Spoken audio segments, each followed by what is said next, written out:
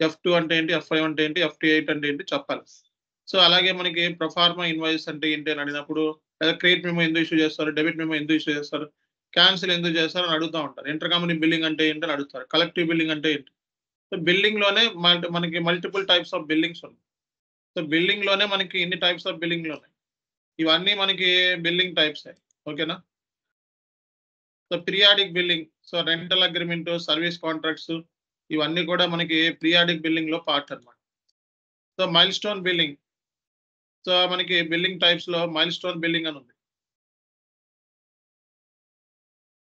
So ఇది project based billing అన్నమాట. Invoice issued defined project mile stones, project సంబంధించిన mile stone అని. So invoice correction, credit memos, debit memos ఇవి మనం already discuss చేసుకున్నాం. Okay, ఇక్కడ కొన్ని టీ కోడ్స్ ఇచ్చారు ఇంపార్టెంట్. బిల్లింగ్ డాక్యుమెంట్ క్రియేట్ చేయాలంటే VF01. So billing document change చేయాలంటే VF02. బిల్లింగ్ డాక్యుమెంట్ ని డిస్ప్లే చేయాలంటే VF03. సో VF క్యాన్సిల్ చేయాలంటే VF11 అన్నమాట. ఒకసారి ఈ టీ కోడ్ లో మనకి చూద్దాం మనం. బిల్లింగ్ డాక్యుమెంట్ ని, సో బిల్లింగ్ లిస్ట్ అన్నాడు VF04. సో VF04 ఏంటో ఒకసారి చూద్దాం. ఇది billing document maintain due list. Billing document billing due list అని చెప్పాలి. So due list correct. So ఈ VF11 అంటే బిల్లింగ్ డాక్యుమెంట్ ఇది లిస్ట్ అనమాట. ఏమేమి బిల్లింగ్ డాక్యుమెంట్స్ మన దగ్గర ఉన్నాయి, డ్యూ డేట్ ఏంటి, వీటికి సంబంధించి లిస్ట్ అనమాట. సో అలా కాకుండా మనకి VF11 అనేది ఏదైనా బిల్లింగ్ డాక్యుమెంట్ ని క్యాన్సిల్ చేయాలంటే మనం డాక్యుమెంట్ నెంబర్ ఇచ్చి, బిల్లింగ్ డాక్యుమెంట్ నెంబర్ ఇచ్చి క్యాన్సిల్ చేయొచ్చు. సో దానికి యూజ్ చేసే టీ కోడ్ VF11. ఓకే, ఇది కంప్లీట్ గా బిల్లింగ్ డాక్యుమెంట్ సంబంధించిన ప్రాసెస్. నెక్స్ట్ క్లాస్ కల్లా అసలు SAP లో మనకి బిల్లింగ్ డాక్యుమెంట్ టైప్స్ అని ఉన్నాయి. Total billing document types already ఇచ్చేసాను.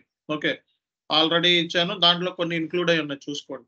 ఇది రేపొద్దున ఇంటర్వ్యూలో అడిగితే సో టోటల్ గా బిల్లింగ్ డాక్యుమెంట్ ఏంటంటే ఎండ్ యూజర్ కూడా వెళ్ళొచ్చు. మీరు ఈ కోర్స్ నేర్చుకున్న తర్వాత SAP ఎండ్ యూజర్ కూడా వెళ్ళిపోవచ్చు, OTC ప్రాసెస్కి వెళ్ళిపోవచ్చు. ఓకే, సో మనం ఇన్ డీటెయిల్ గా చాలా డెప్త్ గా చెప్తున్నాం. ఓకే, ఇది బిల్లింగ్ డాక్యుమెంట్ టైప్. సో రేపొద్దున ఎవరైనా బిల్లింగ్ డాక్యుమెంట్ టైప్స్ ఏముంటాయి, బిల్లింగ్ అనేది సేల్స్ ప్రాసెస్ లో లాస్ట్, పోస్ట్ సేల్స్ లో లాస్ట్ అన్నమాట. ఇవి F2, F5, F8, G2, L2, S1, S2 ఇవన్నీ కూడా బిల్లింగ్ డాక్యుమెంట్ టైప్సే. ఓకేనా, ఇవన్నీ కూడా సో బిల్లింగ్ డాక్యుమెంట్ టైప్సే. Okay, so credit memo cancellation S1, invoice cancellation S1, S2 ఇవన్నీ నోటికి వచ్చేసేయాలండి. మొత్తం ఇవి మొత్తం వచ్చేయాలి. అలాగే మనకి సేల్స్ ఆర్డర్ టైప్స్ ఏమున్నాయి. ఓకే, అది కూడా మనకి ఇంటర్వ్యూలో అడిగే question. Standard sales order OR తో డినోట్ చేస్తారు. స్టాండర్డ్ సేల్స్ ఆర్డర్ రెగ్యులర్ గా కస్టమర్ పర్చేస్ చేస్తారు చూడండి, మనం సేల్స్ ఆర్డర్ ఇష్యూ చేస్తాం రెగ్యులర్ గా. అది standard sales order, regular customer purchase అన్నమాట. సో స్టాండర్డ్ సేల్స్ ఆర్డర్ అనేది చాలా రెగ్యులర్ గా యూజ్ చేసే కామన్ అన్నమాట. రష్ ఆర్డర్స్, సో అంటే ఇమీడియట్ గా కస్టమర్ కలెక్ట్స్ గూడ్స్, కస్టమర్ కి ఇమీడియట్, రష్ అంటేనే ఇక్కడే అర్థమవుతుంది, రష్ అనే వర్డ్.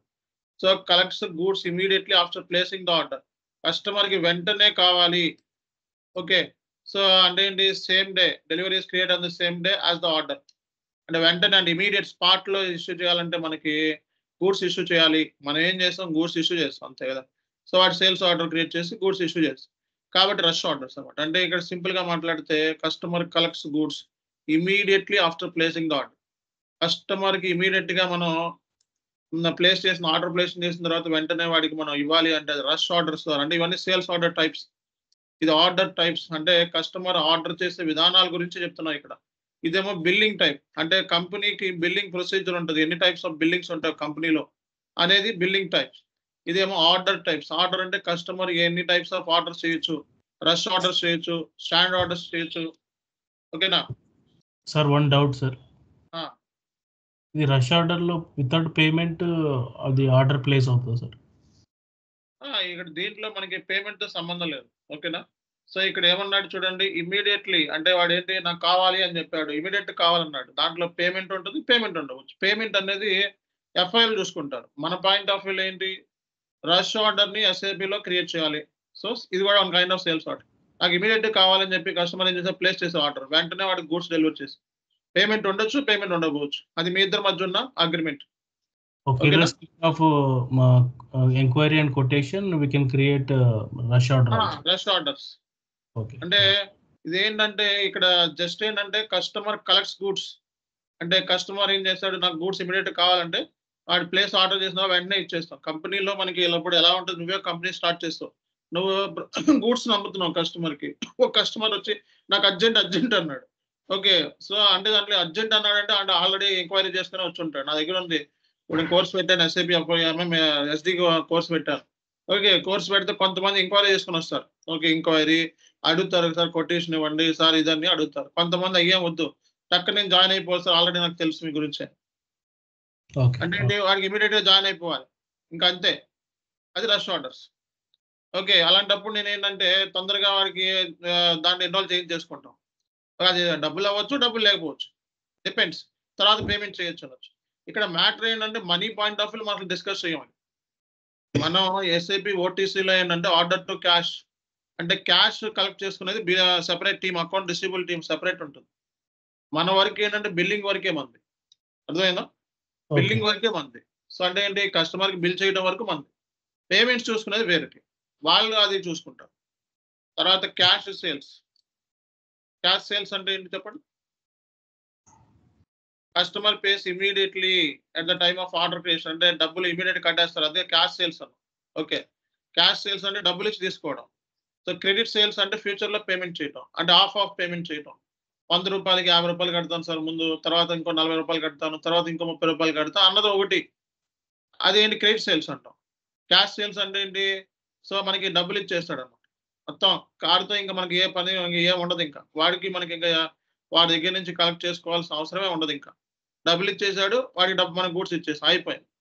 ఓకే, సో ఇది కూడా కస్టమర్ పేస్ ఇమీడియట్ గా డబ్బులు కడతాడు అనమాట, ఇది క్యాష్ సేల్స్. సో ఇది అనమాట. దీంట్లో రష్ ఆర్డర్స్ లో ఏంటంటే కస్టమర్ కలెక్ట్స్ గూడ్స్, ఇమీడియట్ గా కస్టమర్ అనేవాడు గూడ్స్ కలెక్ట్ చేసుకుంటాడు after placing the order. So దీనికి డిఫరెన్స్ ఉంది. ఇదేమో క్యాష్ సేల్స్, ఇదేమో క్రెడిట్ సేల్స్ కూడా వచ్చింది. ఓకే, సో కన్సైన్మెంట్ ఆర్డర్స్, ఇన్ని టైప్స్ ఆఫ్ ఆర్డర్స్ మనకు ఉన్నాయండి. సో కన్సైన్మెంట్ ఆర్డర్స్, కన్సైన్మెంట్ అంటే ఏం చెప్పామండి, కస్టమర్ కి గూడ్స్ కంపెనీ ఇచ్చేస్తుంది. ఓకే, వాడుకోమని ఇచ్చేస్తుంది. లైక్ ఎలక్ట్రిసిటీ, పవర్, ఇవన్నీ ఏంటి, పవర్, ఈ ఆయిల్, పవర్ అనుకోండి, కస్టమర్ కి ఆల్రెడీ వాళ్ళ ఇంట్లోనే ఉంటుంది, కానీ ఓనర్ కాదు ఆ పవర్ కి కస్టమర్. ఎలక్ట్రిసిటీ ఓనర్ కాదు, మన ఇంట్లో ఎలక్ట్రిసిటీ మనం ఓనరా, మనం ఎంత వాడుకున్నాం అంత పేమెంట్ చేస్తాం. అట్లాగే కస్టమర్ కి కంపెనీ అనేది గూడ్స్ ఇచ్చేస్తాయి, కొన్ని గూడ్స్ ని వాడుకోమని, ఆడు ఎంత వాడుకున్నాడో అంత పేమెంట్ చేస్తాం, అంత బిల్లింగ్ పంపించేస్తాం అన్నమాట.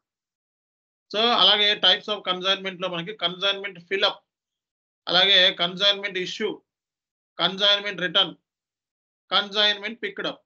So CP, CR, CI, CF. ఇక్కడ కన్సైన్మెంట్ ఫిల్అప్ అని ఉంది. అసలు ముందు కన్సైన్మెంట్ అంటే ఏంటి చూడండి, use when goods are delivered to the customer but remain property of the seller until consume. So వాడుకోలేదు, సో ఇప్పుడు వాడు ఎంతైతే వాడుకున్నాడో అంతకు మనం బిల్లింగ్ చేస్తాం, కానీ ప్రాపర్టీ మొత్తం అందే. ఎలక్ట్రిసిటీ అంటే ఇష్యూ, ఎలక్ట్రిసిటీ ఉంది, ఎలక్ట్రిసిటీ సంబంధించిన డిపార్ట్మెంట్ ఓనర్, దానికి మనం కాదు. ఓకే, మనం వాడుకున్నందుకు పేమెంట్ చేస్తున్నాం. అట్లాగే ఇక్కడ remain property of the seller అనమాట. ఆ ప్రాపర్టీ సెల్లర్ అమ్మేవాడిదే అంటిల్ కన్స్యూమ్డ్, అది మొత్తం కన్స్యూమ్ చేసేంత వరకు. సో కాబట్టి కన్సైన్మెంట్ ఫిల్అప్ అంటే stock is sent to the customer without billing. So billing లేకుండా మనం పంపించేది కన్సైన్మెంట్ ఫిల్అప్ అంటారు. కన్సైన్మెంట్ ఇష్యూ అంటే goods are billed when customer consumes them, ఇది కన్సైన్మెంట్ ఇష్యూ అంటాం. కన్సైన్మెంట్ ఫిల్అప్ అంటే వితౌట్ బిల్లింగ్ లేకుండా కస్టమర్ కి స్టాక్ ఇచ్చేయటం. అలాగే కన్సైన్మెంట్ ఇష్యూ అంటే సో బిల్ చేసి కస్టమర్ కి పంపించడం, వాడు వాడుకున్నంత, వాడు కన్స్యూమ్ చేసినంత వరకు. కన్సైన్మెంట్ రిటర్న్ అంటే కస్టమర్ అన్యూజ్డ్ గా దాన్ని రిటర్న్ చేస్తాడు అనమాట. కన్సైన్మెంట్ పికప్ అంటే ఏంటి, unsold stock is picked up from the customer. So ఇది ఇలా మనకి అన్సోల్డ్ స్టాక్ ఏదైతే అమ్మలేదో అది మన కస్టమర్ దగ్గర పిక్ చేసుకుంటాం. సో కస్టమర్ మనకి అన్యూజ్డ్ గూడ్స్ రిటర్న్ చేస్తాడు, దాన్ని కస్టమర్ కన్సైన్మెంట్ రిటర్న్ అంటారు. సో కాబట్టి కన్సైన్మెంట్ లోనే మనకి ఇన్ని టైప్స్ ఉన్నాయి. ఓకే, సో నెక్స్ట్ క్లాస్ కల్లా మీరు సేల్స్ ఆర్డర్ టైప్స్ వచ్చేయాలి, బిల్లింగ్ టైప్స్ వచ్చేసేయాలి. అలాగే టోటల్ మనకి డాక్యుమెంట్ టైప్స్ ఎన్ని ఉన్నాయి. ఓకే, ఇవన్నీ కూడా డాక్యుమెంట్ టైప్స్, ఇవన్నీ డాక్యుమెంట్ టైప్సే ఇవి. సో ఈ డాక్యుమెంట్ టైప్స్ వచ్చేసేయాలి. అలాగే మొన్న నేను మొత్తం ఇంక్వైరీ డాక్యుమెంట్ టైప్, కొటేషన్ ఇందులో ఇంక్లూడ్ లేదు.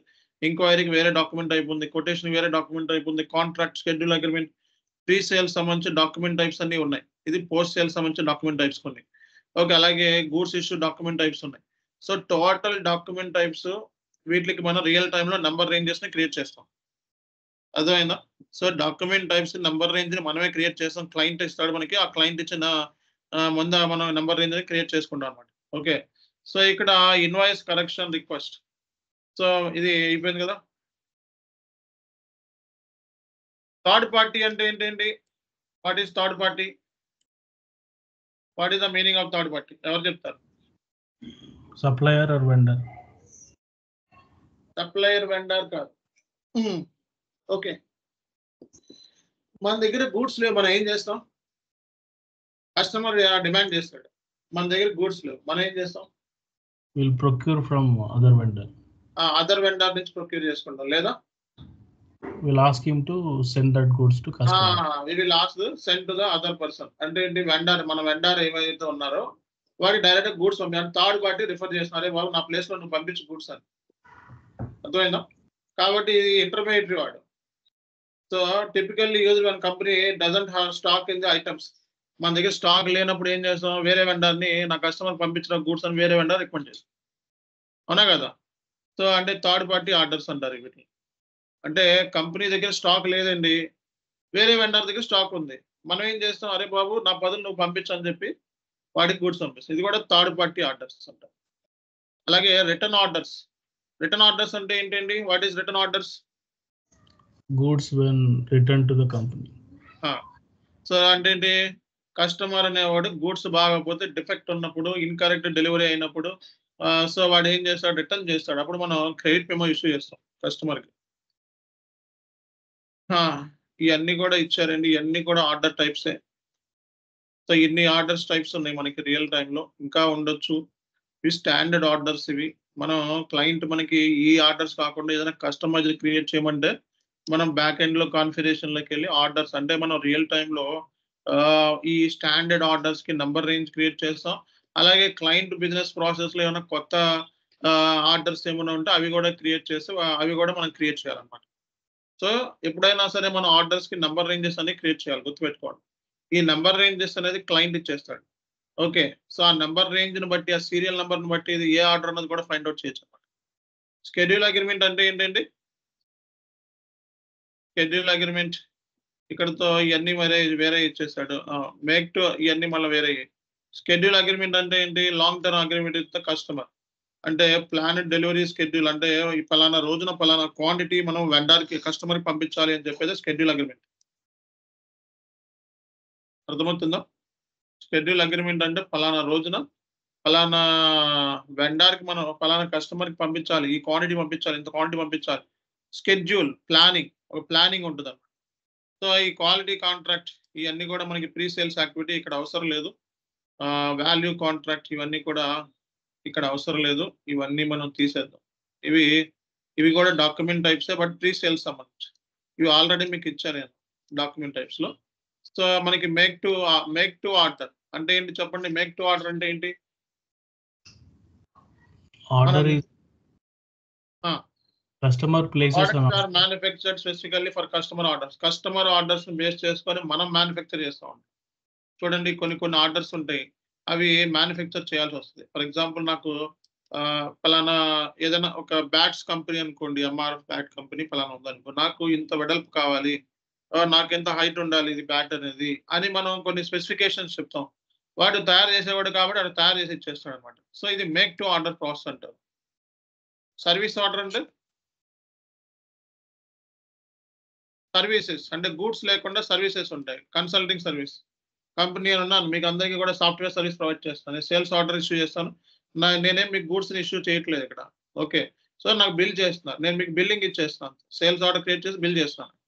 ఇక్కడ మీకు నాకు మధ్య ఎటువంటి గూడ్స్ లేదు. ఓకే, సర్వీస్ అంటే ఇందులో ఫిజికల్ గా గూడ్స్ అంటూ ఉండదు. మెయింటెనెన్స్, కన్సల్టింగ్, రిపేర్స్ ఇవన్నీ కూడా సర్వీసే. Okay, credit memo request. So credit memo అంటే ఏంటి చెప్పుకున్నాం. కస్టమర్ గూడ్స్ ని రిటర్న్ చేస్తే credit memo. So over charge చేస్తే క్రెడిట్ మెమో, అండర్ చార్జ్ చేస్తే debit memo. Okay, under charge చేస్తే డెబిట్ మెమో. సో ఇవి మనం చెప్పుకున్నాం. ఫ్రీ ఆఫ్ చార్జ్ డెలివరీ ఇవన్నీ అవసరం లేదు. సో ఇది కూడా ఫ్రీగా కస్టమర్కి గూడ్స్ మనం ఫ్రీగా డెలివర్ చేస్తున్నాం. కస్టమర్కి గూడ్స్ మనం ఫ్రీగా డెలివర్ చేస్తున్నాం. శాంపిల్ గూడ్స్ ఇలాంటివన్నీ కూడా ఇందులో వస్తాయి అన్నమాట.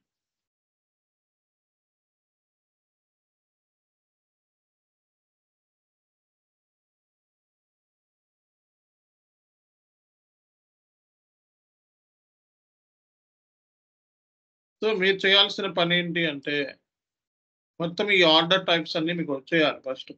అసలు ఎస్ఏపిలో రేపొద్దున ఆర్డర్స్ ఏమేమి ఆర్డర్స్ ఉంటాయి అని అడిగితే standard order, rush order, cash sales, consignment orders, third party return, return orders, make to orders, service orders, credit memos, debit memos, free of charge, inter company sales order. ఇవి చెప్పండి ఇంటర్వ్యూలో. ఓకేనా? So ఇవి మీరు ఇంటర్వ్యూలో చెప్పాల్సిందే.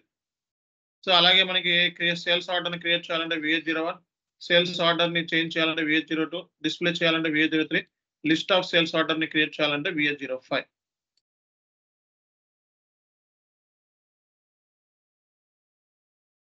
ఓకే, ఇవన్నీ కూడా ఆర్డర్ టైప్స్. అలాగే బిల్లింగ్ టైప్స్ కూడా ఉన్నాయి ఈ డాక్యుమెంట్ లో మీకు. సో బిల్లింగ్ టైప్స్ ఇచ్చాను, ఆర్డర్ టైప్స్ ఇచ్చాను.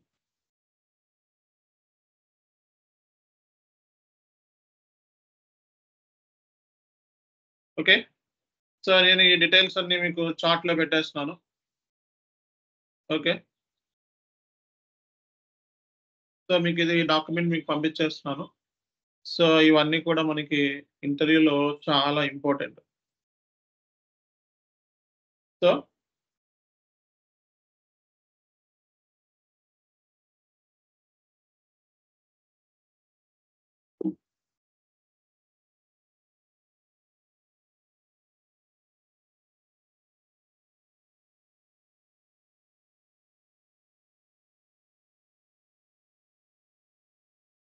ఈ sales order billing document types. So ఈ డాక్యుమెంట్ మీకు చార్ట్ లో పంపిస్తున్నాను, చూసుకోండి. సో ఓటీసీ ప్రాసెస్ మొత్తం టీ కోడ్స్ తో సహా చదవమన్నాం. చదివారు అందరూ? Okay, so enquiry T codes ఏంటి? VH11, VH12, VH13. Quotation T code ఏంటి? VH21, change VH22, display VH23. Contract T code ఏంటి? ఓకే, సో అలాగే షెడ్యూల్ అగ్రిమెంట్ టీ కోడ్స్ ఏంటి? సేల్స్ ఆర్డర్ టీ కోడ్స్ ఏంటి? Stock checking so tea code ఏంటి? Out bound delivery tea codes ఏంటి? ఈ T codes అన్ని వచ్చేయాలని చెప్పారు. ఓకే, అంటే మీరు సో చేయాల్సిన పని ఏంటంటే నెక్స్ట్ క్లాస్ కల్లా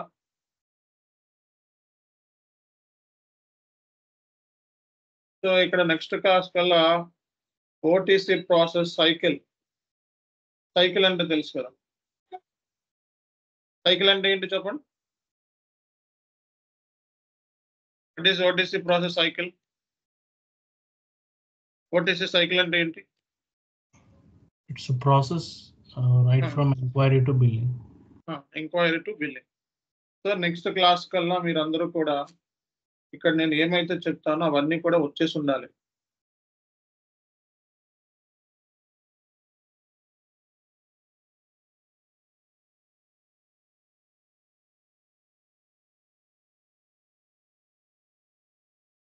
సిస్టంలో అందరూ కాన్ఫిగరేషన్ చేశారా? ఓటీసీ సైకిల్ స్టెప్స్ మొత్తం with journal entries first class లో చెప్తాను. సో విత్ జర్నల్ అంటే కస్టమర్ బిల్లింగ్ చేసినప్పుడు ఎంట్రీ ఏం పడుతుంది, ఎఫ్ఐ ఎంట్రీ ఏం పడుతుంది, పోస్ట్ గూడ్స్ ఇష్యూ చేసినప్పుడు ఎంట్రీ ఏం పడుతుంది అనే entries. OTC cycle steps with journal entries. So enquiry నుంచి బిల్లింగ్ వరకు steps, T codes, complete OTC T codes. నేను ఏమైతే చెప్పాను అంతవరకు. Okay, so complete document types ఏమైతే డాక్యుమెంట్ ఇచ్చామో అలాగే బిల్లింగ్ డాక్యుమెంట్ టైప్స్, అలాగే sales order document types. So ఇది మొత్తం వచ్చేసేయాలి.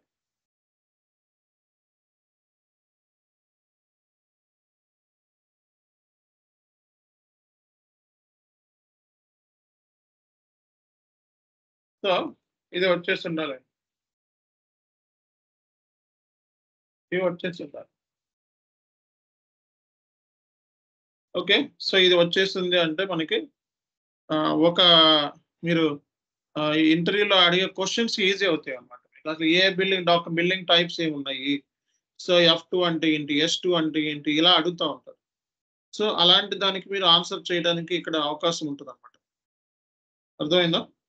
సో కాబట్టి సో నెక్స్ట్ క్లాస్ కల్లా ఇక్కడ కనపడి ఏమైతే మనం చెప్పుకున్నామో ఇవన్నీ కూడా నెక్స్ట్ క్లాస్ కల్లా మొత్తం వచ్చేసి ఉండాలి. సో అవి వచ్చేసి ఉంటే మీరు నెక్స్ట్ మనకి ఇంకా సులభం అయిపోతుంది, ఈజీ అయిపోతుంది అన్నమాట. ఓకే, చాలా ఈజీ అయిపోతుంది, మనకి వర్క్ కూడా చాలా ఈజీ అయిపోతుంది. సో మనకి ఈ కోర్సు నేర్చుకున్న తర్వాత ఎండ్ యూజర్ కూడా వెళ్ళిపోవచ్చు. సో నేను ఒక డాక్యుమెంట్ పంపిస్తాను చాట్లో. Okay okay, so end user కూడా వెళ్ళొచ్చు మీరు కోర్స్ నేర్చుకుంటే. ఓకే, సింపుల్గా ఎండ్ యూజర్ జాబ్ సింపుల్ కూడా. ఓకే, సో మరి ఇప్పుడు మనం చేయాల్సిన పని ఏంటంటే, సో మనకి కాన్ఫిగరేషన్స్కి వచ్చేద్దాం. ఇక్కడ థియరీ మనకి అంటే ఏంటి, ఇవన్నీ మనం రెడీ చేసుకోవాల్సి ఉంది. బేసిక్గా డాక్యుమెంట్ టైప్స్ తెలియాల్సి ఉంది. బిల్లింగ్ డాక్యుమెంట్ అంటే బిల్లింగ్ అన్నాం. బిల్లింగ్ అంటే ఎన్ని డాక్యుమెంట్ టైప్స్ ఉన్నాయి, ఓవర్ బిల్ చేసినప్పుడు ఏ డాక్యుమెంట్ టైప్ వస్తుంది, అండర్ బిల్ చేసినప్పుడు ఏ డాక్యుమెంట్ టైప్ వస్తుంది. అర్థమైందా? ఓవర్ బిల్లింగ్ కి అండర్ బిల్లింగ్ ఏ document, credit memo debit memo ఎప్పుడు ఇష్యూ చేస్తాం. ఓకే, సో మరి ఇవి కూడా మనకి ఇంపార్టెంటే కదా. ఓకే, సో మనకి ప్రొఫార్మా ఇన్వాయిస్ ఉన్నాయి, ప్రొఫార్మా ఇన్వాయిస్ అంటే ఏంటి అనేది కూడా ఇక్కడ ఓవరాల్ ఐడియా ఇచ్చాం. అప్పుడు మనం సిస్టంలో చెప్పుకునేటప్పుడు ఇంకా డెప్త్ నాలెడ్జ్ అనేది ఇవ్వడం జరుగుతుంది. ఓకే, సో లాస్ట్ క్లాస్ లో మాస్టర్ డేటా గురించి చెప్పుకున్నాం. ఏ మాస్టర్ డేటా గురించి చెప్పుకున్నాం? Metal master, business partner. Okay, and blue print గురించి కూడా చెప్పుకున్నాం. చూడండి, బ్లూ ప్రింట్ కూడా చెప్పుకున్నాం. సో ఇక్కడ మనం ఎంటర్ప్రైజ్ స్ట్రక్చర్ కంప్లీట్ అయిపోయింది, configuration. Enterprise structure configuration complete అయిపోయింది. Customer master data, metal master data ఈ రోజు కంప్లీట్ ఈ రోజు కానీ రేపు కానీ అయిపోతుంది మనకి టోటల్. ఓకేనా? సో అలాగే మనకి సో ఇవన్నీ కూడా sales order cycle, order types, ఇవన్నీ సిస్టమ్ కాన్ఫిగరేషన్స్ ఇవన్నీ. ఓకే, సో ఇవన్నీ ఇప్పుడు చూడండి, మీకు అన్ని అర్థమవుతుంది. చూడండి, debit memo, credit memo, free of charge. Okay, so number ranges A document create చేయాలండి? నెంబర్ రేంజెస్ ఏ డాక్యుమెంట్ క్రియేట్ చేయాలి చెప్పండి? Sales order. Number ranges document types, అన్ని డాక్యుమెంట్ టైప్ అంటే number range. Each document type number range create చేయాలి. మొత్తం ఎన్ని document types ఇచ్చాను మీకు చెప్పండి? Enquiry document type, quotation document type, sales order. Okay, so అలాగే కాంట్రాక్ట్, షెడ్యూల్ అగ్రిమెంట్, అన్నిటికి డాక్యుమెంట్ టైప్స్, అన్నిటికి ఇప్పుడు ఎన్నైతే ఇచ్చానో అన్నిటికీ రియల్ టైంలో డాక్యుమెంట్ నెంబర్ని క్రియేట్ చేయాలన్నమాట. ఓకేనా? So billing, complaints, returns process ఇలా ఇచ్చాడు. ఇది మొన్న క్లాస్లో చెప్పుకున్నాం. ఇది ఈ డాక్యుమెంట్ కూడా మీకు బ్లూ ప్రింట్ ఇచ్చాను. ఈ బ్లూ ప్రింట్ ద్వారా మీకు ఏంటంటే ఓవరాల్ ఐడియా ఇవ్వడం జరిగింది, ఏం చేయాలి ఏంటని క్లారిటీ ఇచ్చాను మీకు లాస్ట్ క్లాస్లో. మీరు మెటీరియల్ ఓన్గా కూడా ఎలా క్రియేట్ చేసుకోవచ్చు అని. పార్ట్నర్ ఫంక్షన్స్ అంటే ఏంటో చెప్పాను. Sold to party, ship to party, bill to party, payer. Partner functions గురించి కూడా చెప్పాను. సో మనకి పార్ట్నర్ ఫంక్షన్స్లో సోల్డ్ టు పార్టీ అంటే ఎవరికి అమ్ముతున్నామో వాడు సోల్డ్, ఎవరికైతే అమ్ముతున్నామో వాళ్ళు. షిప్, ఎవరికైతే గుడ్స్ డెలివర్ చేస్తున్నాం, అమ్మేవాడు ఒకడు ఉంటాడు, డెలివర్ చేయమనేది ఇంకో చోట కూడా ఉండొచ్చు. కాబట్టి ఇది బిల్ ఎవరికి చేస్తున్నాం, పే చేసేవాడు ఎవడు. ఓకే, సో ఇది కూడా డిస్కస్ చేసాం. మెటల్ మాస్టర్ గురించి డిస్కస్ చేసాం. ఓకే, ప్రైజింగ్ ప్రొసీజర్ గురించి డిస్కస్ చేయాల్సి ఉంది. ఓకే, ఇవన్నీ నేను ముందు థియరిటికల్గా వెళ్ళిపోతూ ఉంటాను. థియరిటికల్గా వెళ్ళిపోయిన తర్వాత మీకు ఫుల్ క్లారిటీ వస్తుంది అనమాట. ఓకే, తర్వాత కాన్ఫిగరేషన్ చేస్తూ ఉంటాం. సో కాబట్టి సో లాస్ట్ సెషన్లో మనం థియరిటికల్గా డిస్కస్ చేసిన మెటీరియల్ మాస్టర్, అలాగే మనకి కస్టమర్ మాస్టర్ గురించి డిస్కస్ చేసాం. మరి ఈ రోజు మెటీరియల్ మాస్టర్ని ఎస్ఏపిలో ప్రాక్టికల్గా క్రియేట్ చేద్దాం. అర్థమైందా? సో ఎస్ఏపిలో మనం మన ప్లాంట్ని ఉపయోగించి ఒక మెటీరియల్ని క్రియేట్ చేయాలి. ఎలా క్రియేట్ చేస్తారో నేర్పిస్తాను ఈరోజు. ఓకేనా సార్? మాకు ఐడాక్స్ ప్లస్ ఈడిఐ ఇవి కూడా నేర్పిస్తారా? అవును, నేర్పిస్తాం, అవి కూడా ఉన్నాయిగా. ఓకే ఓకే, సో మనకి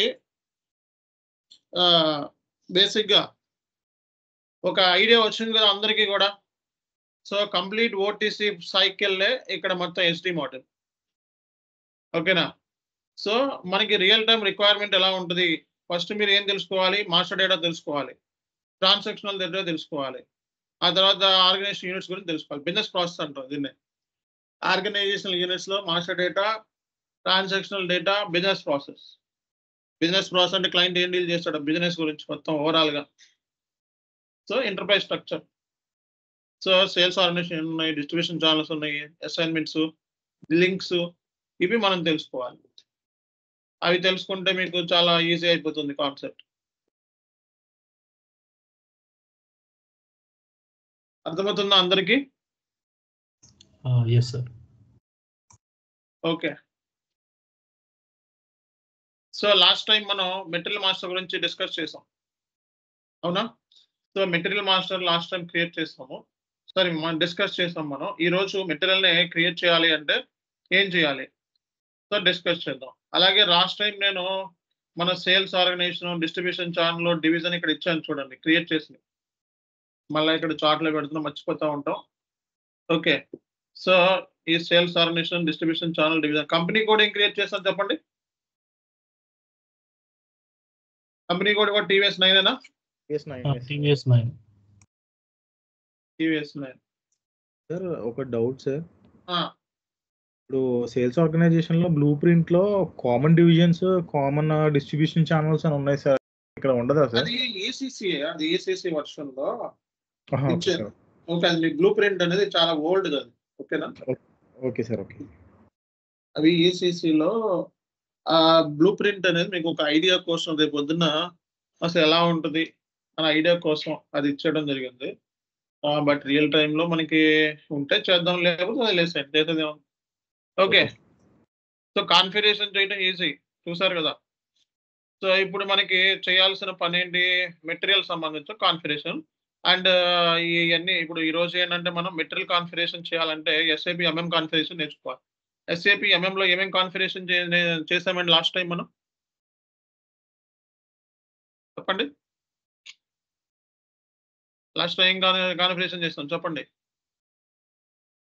ప్లాంట్స్ క్రియేట్ చేసామా? Division, plant.